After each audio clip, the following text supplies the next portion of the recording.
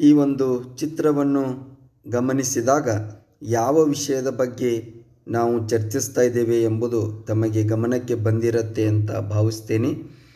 ಈ ಚಿತ್ರ ಬೇರೇನೂ ಅಲ್ಲ, ಇದು ಹೂಜಿ ಗಿಡದ ಚಿತ್ರ. ಇದನ್ನು ನಾವು ಇಂಗ್ಲೀಷ್ನಲ್ಲಿ ಪಿಕ್ಚರ್ ಪ್ಲ್ಯಾಂಟ್ ಅಂತೇಳಿ ಹೇಳ್ತೇವೆ. ಜೊತೆಗೆ ಇವುಗಳನ್ನು ಇನ್ಸೆಕ್ಟಿವರಸ್ ಪ್ಲ್ಯಾಂಟ್ಸ್ ಅಥವಾ ಕೀಟಹಾರಿ ಸಸ್ಯಗಳು ಎಂದು ಕರೆಯುತ್ತೇವೆ. ಹಾಗೆ ಕರೆಯಲು ಕಾರಣ ಏನು ಅಂತಂದರೆ, ಈ ಹೂಜಿ ಗಿಡ ಕೆಲವು ವಿಶೇಷ ಗುಣಗಳನ್ನು ಹೊಂದಿದೆ.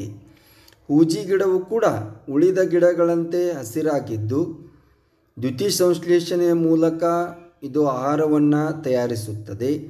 ಆದರೆ ಇದು ಕೀಟಗಳನ್ನು ತಿನ್ನಲು ಕಾರಣವೇನು? ಕೀಟಗಳನ್ನು ತಿಂದ ಬದುಕುವುದರಿಂದ ಹೂಜಿ ಈ ಗಿಡವನ್ನು ನಾವು ಈ ಸಸ್ಯಗಳನ್ನು ಕೀಟಹಾರಿ ಸಸ್ಯಗಳು ಎಂದು ಕೂಡ ಕರೆಯುತ್ತೇವೆ. ಹಾಗಾದರೆ ಕೀಟಗಳನ್ನು ತಿನ್ನಲಿಕ್ಕೆ ಕಾರಣ ಏನು ಎಂಬ ಪ್ರಶ್ನೆ ಚರ್ಚಿಸೋಣ. ಪ್ರಸ್ತುತಿ ನಾನು ರಾಜು ಭೂಶೆಟ್ಟಿ. ಈ ಚಿತ್ರದಲ್ಲಿ ತಾವು ಗಮನಿಸ್ಬೋದು, ಈ ಹೂಜಿ ಅಂತ ರಚನೆ ಏನಿದೆಯಲ್ಲ, ಇದು ಎಲೆಯ ಒಂದು ಮಾರ್ಪಾಡಾದಂಥ ಭಾಗ ಅಂತ ಹೇಳ್ತೀವಿ. ಹೂಜಿಯ ಬಾಯಿಯನ್ನು ತೆರೆಯಬಲ್ಲ ಹಾಗೂ ಮುಚ್ಚಬಲ್ಲ ಮುಚ್ಚಳವಾಗಿ ಎಲೆಯ ತುದಿಯ ಭಾಗ ರೂಪುಗೊಂಡಿದೆ ಎಂದು ನಾವು ಹೇಳ್ತೇವೆ. ಹೂಜಿಯ ಒಳಭಾಗ ಇಲ್ಲಿ ನೋಡ್ಬೋದು. ಈ ಹೂಜಿ ಗಿಡ ಏನಿದೆಯಲ್ಲ, ಈ ಹೂಜಿಯ ಒಳಭಾಗದಲ್ಲಿ ಸೆರೆ ಸಿಕ್ಕ ಕೀಟವನ್ನು ಹಿಡಿದುಕೊಳ್ಳಲು ಇದರ ಒಳಭಾಗದಲ್ಲಿ ಕೂದಲಿನಂಥ ಕೂದಲುಗಳಿವೆ. ಮುಚ್ಚಳ ಮುಚ್ಚಿಕೊಳ್ಳುತ್ತದೆ ಮತ್ತು ಕೀಟವು ಸಿಕ್ಕಿ ಹಾಕಿಕೊಳ್ಳುತ್ತದೆ. ಹೂಜಿಯ ಒಳಗೆ ಸ್ರವಿಕೆಯಾಗುವ ಜೀರ್ಣರಸಗಳು, ಈ ಕೀಟಗಳು ಸೆರೆ ಸಿಕ್ಕ ನಂತರ ಈ ಹೂಜಿಯ ಒಳಗಡೆ ಏನಾಗುತ್ತೆ ಅಂದರೆ ಕೆಲವು ಜೀರ್ಣರಸಗಳು ಬಿಡುಗಡೆ ಆಗತ್ತೆ, ಸ್ರವಿಕೆ ಆಗತ್ತೆ. ಆ ಜೀರ್ಣರಸಗಳು ಕೀಟಗಳನ್ನು ಕೊಲ್ಲುತ್ತವೆ ಮತ್ತು ಕೀಟದ ದೇಹದಲ್ಲಿರುವ ಪೋಷಕಾಂಶಗಳನ್ನು ಹೀರಿಕೊಳ್ಳುತ್ತವೆ. ಕೀಟಗಳನ್ನು ತಿನ್ನುವ ಇಂತಹ ಸಸ್ಯಗಳನ್ನು ಕೀಟಹಾರಿ ಸಸ್ಯಗಳು ಅಥವಾ ಇನ್ಸೆಕ್ಟಿವರಸ್ ಪ್ಲ್ಯಾಂಟ್ಸ್ ಎಂದು ನಾವು ಕರೆಯುತ್ತೇವೆ. ಈ ಸಸ್ಯಗಳು ಸಾಮಾನ್ಯವಾಗಿ ಪೋಷಕಾಂಶಗಳ ಕೊರತೆ ಇರುವ ಮಣ್ಣಿನಲ್ಲಿಯೇ ಬೆಳೆಯುತ್ತವೆ.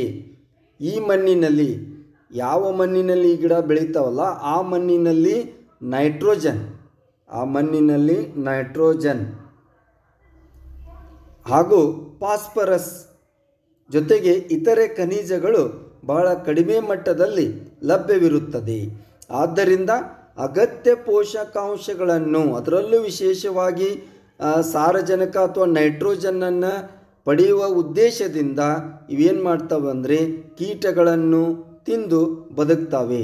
ಕೀಟಗಳಿಂದ ಅಂದರೆ ತಮ್ಮ ಬೆಳವಣಿಗೆಗೆ ಬೇಕಾದಂಥ ಪೋಷಕಾಂಶಗಳನ್ನು ಕೀಟಗಳ ಮೂಲಕ ಇವು ಪಡೆದುಕೊಳ್ಳುತ್ತವೆ. ಹೀಗಾಗಿ ದ್ಯುತಿ ಸಂಶ್ಲೇಷಣೆ ಕ್ರಿಯೆ ನಡೆಸಿದರೂ ಕೂಡ ಇವೇನು ಮಾಡ್ತವೆ ಅಂದರೆ ನೈಟ್ರೋಜನ್ ಹಾಗೂ ಫಾಸ್ಫರಸ್ನಂಥ ಅವಶ್ಯಕ ಪೋಷಕಾಂಶಗಳನ್ನು ಪಡೆಯುವ ಉದ್ದೇಶಕ್ಕಾಗಿ ಇವು ಕೀಟಗಳನ್ನು ತಿನ್ನುತ್ತವೆ ಎಂದು ನಾವು ಹೇಳ್ತೇವೆ.